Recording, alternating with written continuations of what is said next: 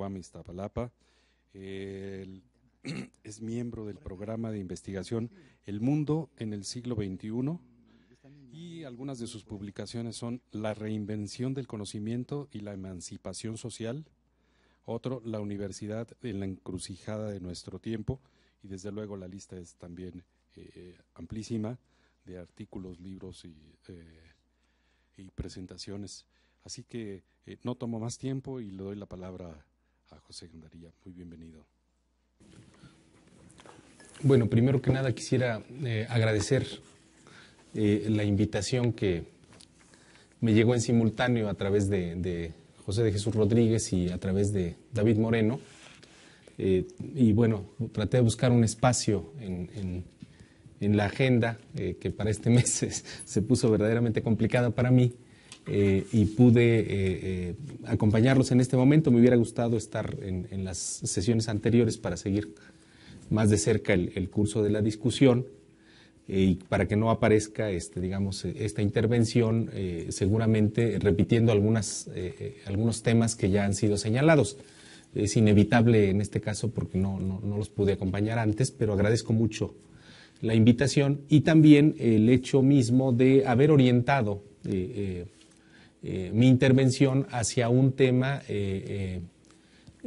quizás no es de los más seguidos en la recuperación que se hace de Mandel, ¿no? En el caso del capitalismo tardío, regularmente uno piensa en los temas que tienen que ver con la tercera revolución tecnológica y su teorización sobre ondas largas. Sin embargo, quisiera plantear que, bueno, acepté en parte esta invitación por dos razones. Una, cuando yo me formé como economista, Mandel todavía vivía y era una referencia importante en los cursos que nosotros llevábamos en aquel viejo plan en donde todavía llevábamos 7 asignaturas de economía política, que en realidad eran de crítica de la economía política. Ayer lo recordábamos en la tarde. Y teníamos ocasión también, los interesados, de llevar 2 seminarios que eran muy cercanos. Uno era sobre el capital, que era orientado, digamos, hacia ciertas temáticas de la teoría del valor y del problema del capital en general. O otro seminario que existía, que se seguía mucho por nuestra generación, que era el de desarrollo y en aquel tiempo todavía planificación, que llevaba esa nominación. Entonces los trabajos de Mandel se seguían con más, estaban como más actuales, digamos. Se leía partes con las limitaciones que se encontraban, tanto del Tratado de Economía Marxista, con relación a su teorización a propósito del valor, como en el libro El Capital, 100 años de controversias en torno a la obra de Marx. La segunda razón es más anecdótica, y es que alcancé a escuchar a Mandel en quizás una de las últimas intervenciones que hizo acá en México, en el auditorio Ana María Hernández, en Coyoacán, en un edificio que está entre Pacífico y Miguel Ángel de Quevedo. Recuerdo bien la intervención enérgica que hizo en aquel tiempo Mandel, y acudí motivado justamente por esas razones que tenían que ver con un autor que todavía se seguía y uno le seguía el paso en sus intervenciones, a tal punto que todavía el trabajo último, póstumo que publica, en donde ya se detectaba un poco esta circunstancia que el colega Freeman señalaba, ¿no? Esta especie de incomprensión más bien voluntarista, ¿no? De lo que ocurría en el curso de la crisis del socialismo histórico, del socialismo soviético. Lo cual también habría que ponerlo en el parangón de la propia interpretación que se ha hecho recientemente sobre los sucesos que están ocurriendo en el Medio Oriente. Hubo una lectura muy entusiasta de la llamada primavera árabe, y los destrozos que estamos viendo en esa región del mundo actualmente, Libia, Egipto, por no decir Siria, pues lo que ocurre es realmente un proceso muy distinto al que prefigurase cualquier política que directamente entendiera movilización social o amplia movilización social con ya inmediatamente o de manera directa o determinista, una política de emancipación social o de construcción democrática de esos estados. Tanto por dos razones. Una, por la forma de estatalidad que ahí se practica, como por la incursión, en este caso, de los Estados Unidos como el hegemón dominante del sistema. Y yo creo que Mandel, en ese sentido, justamente este giro voluntarista que se plantearía en la reflexión que nos ofreció Freeman, tiene mucho que ver también con la conceptualización que plantea en el capitalismo tardío a propósito del lugar del Estado dentro del capitalismo tardío. Voy a empezar entonces refiriendo una entrada, digamos, más bien de conjunto del libro, para tratar de así, de ese modo, señalar algunos elementos que me parecen interesantes a propósito de este capítulo que Mandel consagra, ¿no? A propósito del Estado, justamente el capítulo 15. El libro en su conjunto, y de hecho Mandel lo refiere así en el prólogo, el capitalismo tardío venía a cumplir una función porque su autor lo imaginó poniéndolo en relación con el propio programa de investigación de Marx, el programa de investigación de los 6 libros, que irían, como lo sabemos bien, a través de un análisis que opera en 2 tríadas, ¿no? La tríada primera, que sería la del capital en general, digamos así, la renta de la tierra y el trabajo asalariado, y la tríada segunda, que iniciaría justamente con el libro cuarto del Estado, la competencia entre los estados y el problema del mercado mundial y la crisis. Justamente Mandel prefigura la arquitectura de su libro de ese modo, tratando de ponerlo en correspondencia con el proyecto original de Marx, aunque en cierto modo está influenciado también por la intervención y la lectura que del proyecto original de Marx hizo su amigo, a quien todavía conoció, quien verdaderamente inaugura la relectura alemana del Capital, Roman Rozdolski. Recordemos que Rozdolski, ante esta visión del programa de Marx, optará por una visión en la cual la primera de estas tríadas, que sintetizaría la lógica del capital industrial y del capital global nacional, dice él, en rigor, el proyecto de Marx no fue incompleto, sino que Marx, a su modo, en el Capital, a través de esta síntesis en la primera tríada, en la lógica del capital industrial y del capital concebido como capital global nacional, en rigor nos da la pauta para entender un proyecto que no está en ese sentido incompleto. Quizás haya una insuficiencia, digámoslo así, en el paso de los Grundrisse hacia el capital en términos de la teorización del valor, pero esta se compensa en la medida en la que el pasaje, digamos, permite explicar lógica y, en cierto modo, históricamente, el problema del valor. Mandel, digámoslo así, está influenciado por esta incorporación, no lee el proyecto de Marx como un proyecto incompleto, pero la misma situación de entender que Marx ha operado este proyecto de síntesis de la primera tríada en términos de capital industrial y de capital global nacional, impide, creo yo, en este muy breve capítulo 15, el Estado dentro del capitalismo tardío, dar cuenta de una discusión que es fundamental al interior del pensamiento marxista, que sería la necesidad de reconsiderar la teorización a propósito del Estado y a propósito de la política. Esto es importante, sobre todo si entendemos el lugar fundamental que hubiera ocupado esa teorización, que en cierto modo podríamos reconstruir, como han sugerido algunos, a propósito del libro cuarto del Capital, el libro sobre el Estado. Hay alguna intervención, en cierto modo, jalando a Marx, a veces con cierto exceso, a ciertas posiciones cercanas al anarquismo, en donde el problema del Estado se entiende como abolición del Estado. Y entonces lo que hay que, digámoslo así, se toma como premisa lo que realmente hay que explicar. Y esa es algunas de las intervenciones de ese modo.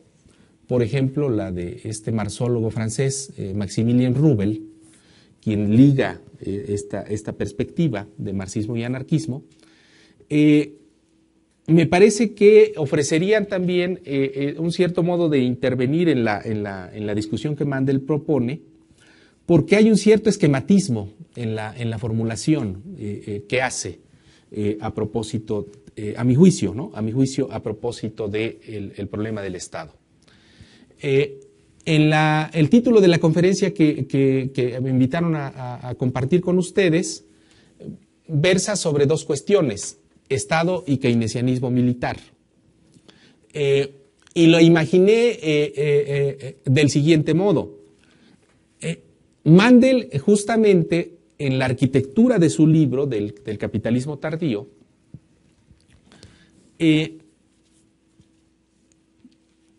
digámoslo así, lleva a sus últimas consecuencias, aprovecha muy bien el esquema de análisis de su, digámoslo así, de su gran maestro y de su inspiración teórico-práctica, militante y revolucionaria, sería Trotsky, por obvias razones. Lleva a sus últimas consecuencias la teorización a propósito del problema de la revolución permanente y a propósito del problema del desarrollo desigual y combinado. Son, en rigor, el eje de intervención, digamos, y de explicación de la lógica del capitalismo mundial al que aspira el capitalismo tardío, en términos de su espacialidad, esto es, en términos de una comprensión del capitalismo como un fenómeno integral, ¿no? de perspectivas y alcances planetarios, y también en términos de su temporalidad. Esto es la referencia a, cuando menos en términos de la reflexión sobre ondas largas, el capitalismo que de mediados del siglo XIX en adelante, cuáles son las lógicas que están detrás de ese capitalismo que rige de mediados del siglo XIX en adelante. Y ahí justamente él moviliza estos dos esquemas de interpretación que ya están en Trotsky, y a mi juicio me parece que también la dificultad misma que podríamos con cierto operando, verdaderamente hay que operar con rigor para no llevar, digámoslo así, una posición, o sea, no hacer adscribir a Mandel una posición que quizás no esté siendo señalada en esos términos. En cierto modo, la propia caracterización que Trotsky en su momento hace a propósito del Estado obrero como Estado obrero degenerado, las esperanzas que todavía aventuraba, digámoslo así, en todo el proyecto de la Cuarta Internacional, a mi juicio, en cierto modo podemos operar como una cierta analogía con Mandel. Lee uno el capítulo 15, lee uno el capítulo sobre esta tendencia permanente del gasto militar, y en cierto modo como que, como decía bien el doctor Dabat, también el tema del fordismo, quizás como que Mandel nos queda en deuda en estas formulaciones. Es decir, hay un poderío intelectual movilizado en términos categoriales a propósito del problema de las leyes de apropiación de la ganancia extraordinaria y de la obtención del plusvalor extraordinario, en referencia al paso del capitalismo de libre competencia, el imperialismo clásico y después el capitalismo tardío, y del lugar que ocuparía el problema de la técnica y de la revolución tecnológica, que los otros dos temas, y que apuntaba bien el doctor Davat, pareciera que no están trabajados en suficiencia. Es decir, uno como que le demandaría más al autor. Y lo digo esto digamos, con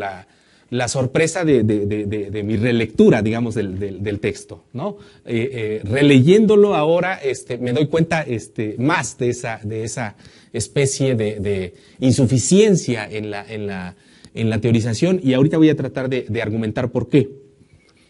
Las primeras, la composición del libro ofrece una teorización muy interesante de Mandel a propósito de lo que él llama el modo de operar el capitalismo en términos espaciales y temporales, decía yo, a través de movilizar esta ley del desarrollo desigual y combinado, que significaría en los hechos, y esto tiene mucho que ver con un trabajo que hicimos en colaboración con el doctor Pablo González Casanova. Yo cuando ingresé a trabajar en aquella ocasión en el Centro de Investigaciones Interdisciplinarias, había un proyecto que teníamos que se plasmó para el caso de González Casanova en la publicación de un ensayo que fue traducido a varias lenguas, que se llama La explotación global, ensayo del cual yo me encargué de hacer ciertos cuadros, que trabajaban bajo la noción de lo que él llamaba un índice compuesto de transferencias de excedentes de los países del sur del mundo al norte industrializado y de transferencias de los asalariados al capital y de la riqueza público-estatal a los intereses privados. Ese índice, que en el artículo apenas son 2 cuadros, nos llevó a hacer muchísimos cuadros. Era una base estadística utilizando los cuadros del Banco Mundial y del Fondo Monetario Internacional de balanza de pagos, y los cuadros también de reparto del ingreso, pero no en términos de diferencial de los deciles, sino el reparto factorial, en tablas que eran muy difíciles construir porque hay ciertos países que han dejado de construir esas estadísticas, o sea, países africanos, asiáticos, incluso latinoamericanos dejaron de publicar esos cuadros de composición del ingreso nacional, y él publicó este trabajo, La explotación global. Yo después hice un libro con ciertos cuadros de esa naturaleza, se llama América Latina en la conformación de la economía mundo capitalista. Pero un poco la idea que lo propiciaba era esta noción de transferencia de excedentes de los países del sur al norte. Y en la búsqueda de referencias teóricas, justamente nosotros dimos con muchos de estos textos, unos de ellos de Mandel, otros de Shaikh, todos con toda la dificultad que eso genera, trabajar con la noción de excedente, no trabajar con la noción de plusvalor, porque es imposible construir estadísticamente ese indicador. Este trabajo lo conoció Michel Husson cuando vino acá a México. Incluso se brindó la posibilidad, en el caso de mi libro, de hacer una nota, una breve reseña, que después me mandó publicar en la revista Rigard. Y a él le interesó mucho justamente esta posibilidad de mirar cuantitativamente ese proceso. Del 72, para darnos una idea, al año 2000, que es donde llegaban nuestras estadísticas, el sur del mundo había, digámoslo así, hecho aportaciones cuantitativas que nosotros nombrábamos excedente, al modo de, cerca de, en dólares corrientes, una suma cercana a los 4 billones de dólares. Es decir, a los billones en castellano, no en términos de billions, no de millardos, sino de 4 o 4.5 billones de dólares en términos de la composición de la extracción de ese excedente. esta noción con la que opera Mandel a través de intentar integrar los tipos de ganancia dentro del capitalismo tardío o las leyes del desarrollo desigual, que él las trabaja en 3 niveles, recordemos. Uno es bueno, hay que decir antes, me parece que él trabaja con una noción en la cual el capitalismo se desarrolla internamente y después coloniza lo externo. Y después integra eso externo como capitalismo nacional que tiende a desarrollar industrias, ramas más desarrolladas que a su vez operan procesos de integración y de, digámoslo así, de transferencia de valores desde esas desde esas ramas industriales menos desarrolladas hacia las más desarrolladas. Operar de este modo, obviamente, consiente un problema que el propio Mandel detecta. Es decir, operar desde una idea o una noción en la cual el capitalismo, en su base, digámoslo así, europea occidental, se desarrolla de manera interna en términos de una lógica de, digámoslo así, castigo y explotación de sus colonias internas, que serían las zonas agrícolas por las zonas industriales, y posteriormente en ese despliegue ya de un capitalismo que está en proceso de crecimiento, el alcance a una situación global en la cual ya no solo explota sus colonias internas, sino explota colonialmente o semicolonialmente a otras entidades bajo la forma de Estado, y propicia en ese sentido una relación desigual. No lo dice de ese modo, pero el argumento lógico sería que si esta ley opera a nivel económico, en términos de la relación entre los estados, opera también una modalidad de integración desigual y combinada de los propios estados y de desarrollo desigual y combinado dentro de los propios estados, esto es, de las formas de estatalidad que tendrían cada uno de estos estados. Y Mandel, decía yo, lo detecta porque hay una parte en el capitalismo tardío, obviamente la noción de desarrollo desigual y combinado tiene por base el reconocimiento de una heterogeneidad de raíz, digámoslo así, dentro del desarrollo del capitalismo. Dice Mandel en la página 84 de su libro, lo leo: ¿de dónde proviene esa falta de homogeneidad? ¿Se deriva de la naturaleza misma del capital o es el resultado de una estructura histórica inicial, la del colonialismo, que fue ciertamente un acompañante concreto de la marcha triunfal del capital a lo largo y ancho del globo,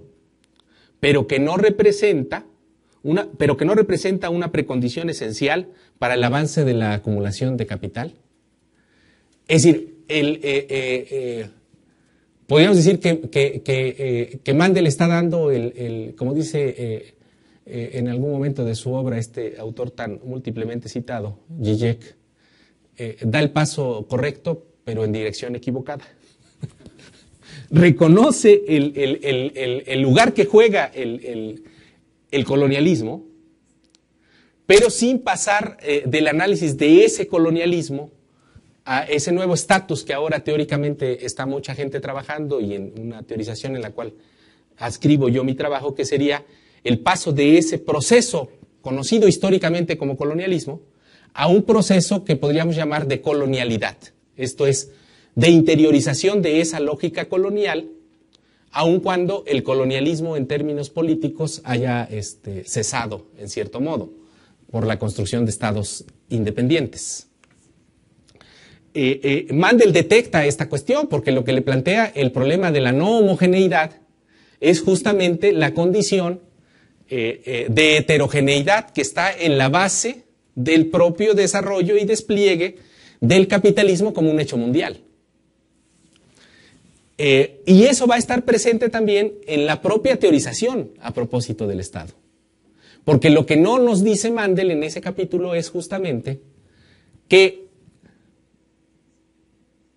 para qué esa función que él le adscribe al Estado dentro del capitalismo tardío, que sería la función privilegiada de producir las condiciones generales de producción, ciertos estados del mundo que vive bajo la lógica de la modernidad capitalista, ciertos estados tienen mejores condiciones justamente para desarrollar esas condiciones generales de producción, porque se articulan al modo de este proceso de lo que darían llamar, en el caso de los estados absolutistas en Europa y posteriormente como estados capitalistas, de integrar estados-nación. Es decir, estados que sintetizan a cierto modo culturas nacionales y que propenden en cierto modo a una política de democratización. Es decir, la noción de Estado-nación significa en los términos posibilidad de homogeneización a través del concepto de ciudadanía y una cierta propensión a una política de nacionalización. Cosa que justamente exige como uno de sus requisitos el que otros estados no puedan desarrollar plenamente esta condición de ser estados en los términos de ser estados-nación. Porque justamente la colonialidad lo que impone es un rigor en la aplicación de la política mundial que impone la colonialidad como algo más permanente que el propio colonialismo político y que impide que esos estados desarrollen una plena democratización o una genuina nacionalización. Eso significaría desarrollar plenamente, en sus últimas consecuencias también, no solo al nivel de la apropiación o extracción del plusvalor, sino al modo de desarrollar una teorización del desarrollo desigual y combinado, de base heterogénea, de los propios estados a nivel mundial. Esto es, que el Estado en ese sentido plantearía una visión muchísimo más consecuente con la propia historia de lo que han sido los estados a nivel de este desarrollo del capitalismo desigual y combinado, en donde lo que para el capitalismo europeo occidental significa desplegar la modernidad como el acceso a la vida buena de unos cuantos, impide que otros estados, bajo cualquier posibilidad de construcción de una estatalidad distinta, puedan acceder a ese proceso de construcción en los términos, por ejemplo, de una ciudadanía plena o de una democratización plena, y más bien vivan una situación en la cual justamente la colonialidad impide ese despliegue, ese desarrollo. Esto es muy interesante contemplándolo o tratando de desarrollar también una idea que puede uno trabajar en cierta correspondencia con lo que Mandel plantea, que ahora sugiero. Y que sería la de pensar también que así como ha sido productivo desarrollar la noción o sea, desplegar la noción de fuerzas productivas hacia un territorio como el de la conversión de esas fuerzas productivas en fuerzas destructivas, o de otra manera, como ha sido el caso también, de desarrollar el tema de las fuerzas productivas en cierta analogía, pensando también en fuerzas procreativas, podríamos pensar el problema de los estados también en el terreno o en el sentido de imaginar una teorización que los planteara en relación con un concepto que podríamos hilvanar al modo del desarrollo y el despliegue de fuerzas normativas. El concepto de fuerzas normativas nos plantearía, digámoslo así, la combinación que Mandel apenas sugiere, la combinación de lo que más llamaría las fuerzas compulsivas de los hechos. Esto es la noción de la ideología como eso que está operando detrás de nosotros, dice Marx en el apartado sobre el fetichismo de la mercancía. No saben, pero lo hacen, ¿no? Esta especie de operación en inconsciencia, ¿no? Donde hay fuerzas compulsivas, mediaciones que uno no alcanza a ver, pero que están dictaminando nuestros actos. Lo que para Hegel sería la astucia de la razón. Y por el otro, la noción de lo normativo, al modo también en el cual justamente se desarrolla tanto el plusvalor como la ganancia. Es decir, el plusvalor, hay diversos capitales que se salen de la norma social de producción, y dice Marx, porque trabajan bajo una lógica de movilizar trabajo potenciado y que permiten obtener plusvalor extraordinario. Así como en el terreno de la circulación o de la realización, ese plusvalor extraordinario se convierte a través de este pasaje y de transferencia de valores entre capitales menos desarrollados hacia los capitales más desarrollados, en términos de lo que sería la ganancia extraordinaria. La cuestión de lo normativo a nivel de los estados exige una teorización en donde el concepto de estado de excepción, es decir, la concepción de la excepcionalidad dentro de los estados, más aún cuando esa excepcionalidad se convierte en el estado permanente dentro de los estados, es decir, el estatus permanente, como diría Benjamin, hemos llegado a una situación en la cual el estado de excepción no es no es justamente excepcional, sino se ha convertido en la regla. La noción de fuerza normativa, hay una tendencia, un sesgo en el capitalismo actual a llevarla a esa condición justamente de excepcionalidad permanente. Y para eso es necesario justamente pensar la relación entre Estado y keynesianismo militar. Porque justamente la posibilidad material y objetiva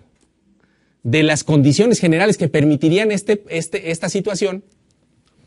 están dadas en términos de un sector, el sector de producción de armas. No hay necesidad de traer ninguna estadística. Yo pensaba traer algunas estadísticas, pero creo que el mundo actual nos ofrece una situación tan prístina con respecto a eso que no hay necesidad de mostrar la evolución de esos gastos. Es claramente una situación en la cual, incluso pensando, el día de ayer salía una noticia muy interesante con relación a un soldado norteamericano muerto en combate, que ahora con la crisis del ejercicio de los gastos en Estados Unidos, pues tienen que traer al soldado fallecido hacia el otro lado del mundo, pero el Estado no puede gastar, no puede hacerse cargo de los miles de dólares que significa la mudanza del cuerpo del Medio Oriente, ¿no? del Cáucaso hacia los Estados Unidos, y están pidiendo que los familiares sean los que devengan el gasto digamos, la crisis, digamos, de esa dimensión del keynesianismo militar no podría ser más clara en ese sentido, ¿no? Un Estado que ni siquiera garantiza, esta era una noticia de escándalo para CNN el día de ayer, que ni siquiera garantice la propensión de digámoslo así, dar seguridad, ¿no? En ese sentido. La producción entonces de armas, todo este sector del complejo militar industrial y la conversión de ciertos estados en territorios justamente, en territorios en donde ese capital se realice, en donde sean el escenario justamente, el cruento escenario de las batallas, formales o informales, legales o ilegales, en donde esa parte del capital y esa parte del plusvalor, a final de cuentas, tengan que realizarse, ¿no? Esto me parece que es interesante pensarlo también, porque hay otros territorios del mundo en donde la noción de estatalidad está compareciendo de un modo distinto. Con esta idea quisiera concluir para no abusar del tiempo. Yo creo que ya estamos un poco cansados. Así como Marx plantea la noción de que la mercancía es el modo de comparecer de las cosas bajo el capitalismo, la forma general, esto es, el Estado, plantearía también una dialéctica, así como la mercancía plantea una dialéctica entre unidad y diversidad. Es decir, todas las mercancías son unidad en la medida en que son tiempo de trabajo socialmente necesario. Pero son diferencia porque el cuerpo material de las mercancías satisface necesidades disímbolas. Del mismo modo, el Estado como forma general opera en unidad cuando ese Estado hay momentos, procesos constituyentes en los cuales la sociedad se ve reflejada en ese Estado. En los países andinos, en cierto modo, eso está ocurriendo. Los procesos constituyentes nuevos, los impulsos a los procesos de construcción de estados plurinacionales, con muchas dificultades y conflictos, porque la política es así. Y hay otros momentos en los cuales el Estado opera en completa diferencia y separación respecto a la sociedad. México sería la expresión muchísimo más clara. En el primer caso, en donde en ocasiones en los procesos constituyentes en el Estado se mira la sociedad, es decir, la sustancia de la nación, la lucha, el simbolismo, el tiempo largo de la nación, es decir, lo que es garantía para que ese complejo territorial y de cultura prevalezca. Y hay momentos otros en los cuales esta ausencia y esta separación, este proceso de fetichización del Estado es completo. Es decir, se opera un proceso de desnacionalización integral. México sería la expresión muchísimo más clara de esta situación en la cual la forma general está completamente separada y fetichizada de lo que sería la sustancia de la nación, la historia nacional, lo que queda, digámoslo así, como resabio histórico y posibilidad de articulación para que esta nación siga prevaleciendo. En ese sentido, pensar de ese modo, creo que Mandel, cuando está planteando la exigencia de pensar el Estado en los exclusivos términos de ser el proveedor de las condiciones generales para la producción capitalista, en efecto está brindando una alternativa para pensar el Estado. Una alternativa que es consecuente también con su formulación a propósito de que el problema del valor hay que pensarlo exclusivamente o en el exclusivo terreno de el tiempo de trabajo socialmente necesario, del tiempo de trabajo incorporado a la mercancía. Pero me parece que hay que trabajar también en esta otra dimensión, en donde la noción de fuerza normativa, esto es, de el conjunto de mediaciones disciplinarias e institucionales, no solo en los terrenos en los cuales el psicoanálisis ha trabajado, sino en los terrenos en los cuales, digámoslo así, combinaríamos esta noción de la dialéctica de la mercancía en el ámbito, digámoslo así, del Estado, que en cierto modo me parece que Mandel ahí sí da una respuesta y creo que hay que desarrollarla en todos sus términos. Cuando él plantea la necesidad de pensar, dice él, no solo como dijo en su momento Engels, en términos de que el Estado es la forma general o la forma total ideal, sino pensar que el Estado es la forma total real. La forma total real es que el Estado siempre es multiplicidad de capitales. Y en ese sentido es proceso muchísimo más complejo que la alternativa que él mismo ofrece, que me parece en sus términos acarrea la dificultad misma que ya en el caso de Marx se aventuraba. Cuando Mandel dice en los dos últimos renglones de ese capítulo 15, el prerequisito de esta emancipación, dice él, es la conquista del poder político y la demolición del aparato estatal burgués por los productores directos. Y aquí el problema está en cómo entendemos demolición del aparato estatal burgués. Si lo entendemos en el sentido de quitarle justamente el sentido y el contenido burgués, o si entendemos o hacemos el énfasis más bien en la noción de demolición o de abolición. Me parece que el modo en el que la construcción de una cierta estatalidad alternativa que está ocurriendo en el caso de América Latina nos plantearía que la noción con la cual Marx trabaja de lo que significaría abolición del Estado, habría que repensarla en términos de si significa abolición de la forma de ese Estado, es decir, de la forma actual de ese Estado,